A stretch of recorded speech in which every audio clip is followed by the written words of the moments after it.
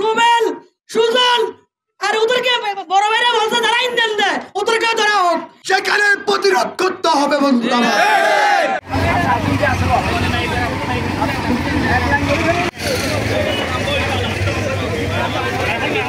15 তারিখ থেকে সিটাং মেডিকেলে আইসিইউতে আমি ছিলাম। আমার ভাইকে অনেক চেষ্টা করেছি, আমি কিন্তু আমার ভাইকে ফিরে পাই নাই। এটা নিয়ে আমার মনে অনেক দুঃখ। এটা আমার অনেক প্রিয় ভাই।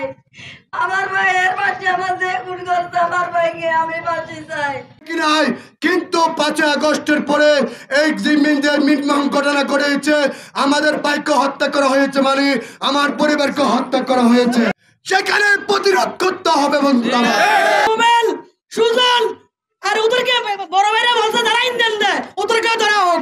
আমি চাই, আমি ওটা চাই, যারা ইন্ধন দিবে তাদেরকে ধরা হোক, যারা টাকা পয়সা দিয়ে সাহায্য করবে তাদেরকে ধরা হোক, যারা ওদেরকে রাখবে তাদেরকে ধরা হোক।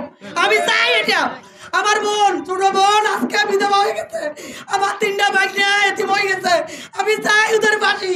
গুরুতর আহত ভিকটিম শওকত আলী চট্টগ্রাম মেডিকেল হাসপাতালে মৃত্যুবরণ করেছে।